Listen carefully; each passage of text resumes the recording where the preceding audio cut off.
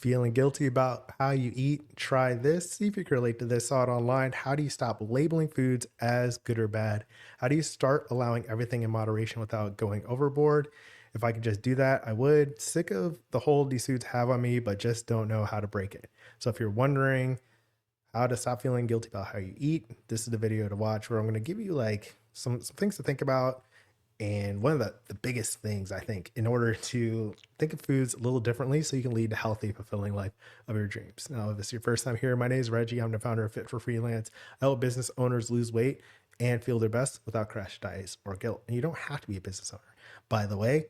All right, so what happens here, feeling guilty about what you eat is pretty common, but it's not reasonable or practical to call a food good or bad.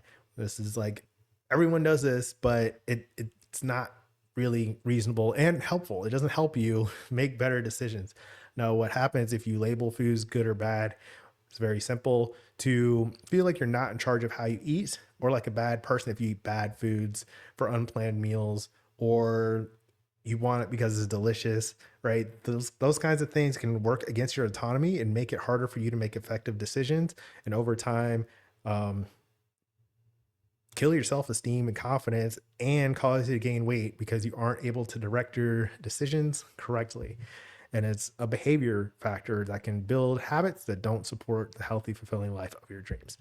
Long story short. So you really want to be careful when you're calling foods good or bad, or you're labeling them good or bad, because it doesn't help you with effective choices.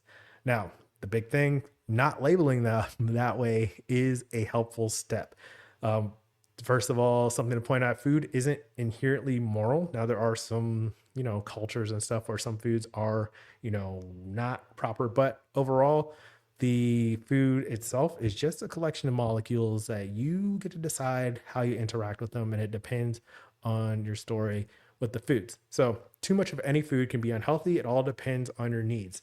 And this is something that is in all kind of science matters, where like the dose determines the poison. So to say, like, if you have too much water, that can be unhealthy kind of thing. If you think about it that way, any food can be unhealthy. It just depends on your needs. Um, so like you want to get away from good or bad, and then think about, whether the food is beneficial for you or how it's benefiting you specifically. All right. A big part of your relationship with food is about the context of how it fits into your daily life. So another example that comes to mind is like a food that someone like could be delicious or healthy or good for you, could also be bad for another person in terms of like if they have an allergy or something. So if you label a food as good or bad, you're really missing the context, that's specific to the individual, and that makes the difference in whether it's good for them or how much of it is good or safe or anything like that. All right. So your relationship with food is a big part of the context, and there's a lot to food in our stories with it.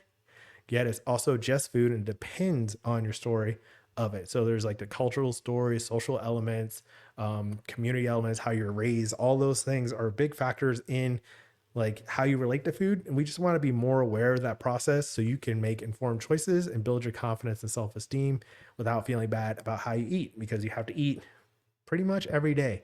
You don't want those choices, daily choices, that make you feel bad about yourself based on how you're talking about it in your story with it. So that's why I always ask, what does a healthy, fulfilling life of your dreams look like? It probably doesn't involve feeling bad about how you eat.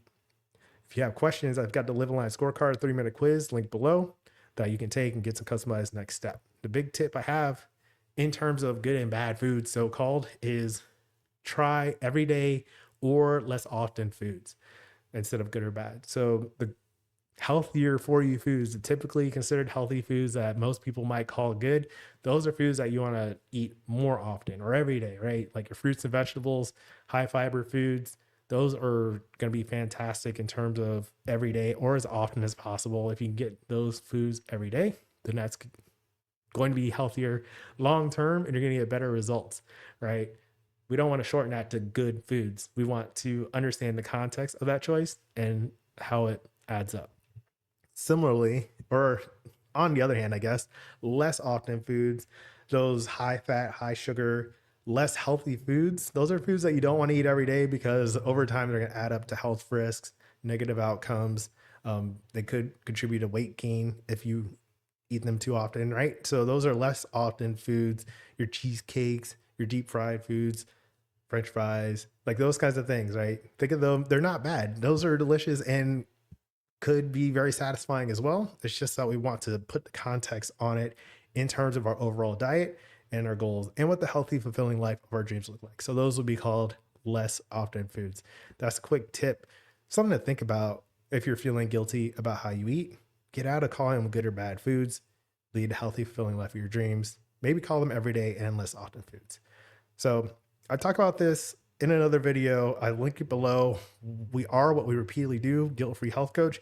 This is the idea that what we eat more often, or the things that we do more often, contribute to the outcomes that we have. So it takes time for these choices to kind of reflect and have impact. If you are eating those everyday foods more often, then you're going to get the results of eating those foods over a span of time, over a collection of choices, right? So that's an interesting video, something to think about. And it applies beyond health coaching. So that's what I do, is teach the life lessons in terms of health so you can get some practical experience with it and practice, and then you can understand how it fits into other areas of your life. So think about that in terms of what you repeatedly do. And then next you can watch Stop Labeling Foods Bad If You Want to Lose Weight. I've covered this topic before. Click that link to get a little bit different perspective. So that's today's message. As always, keep practicing. Peace.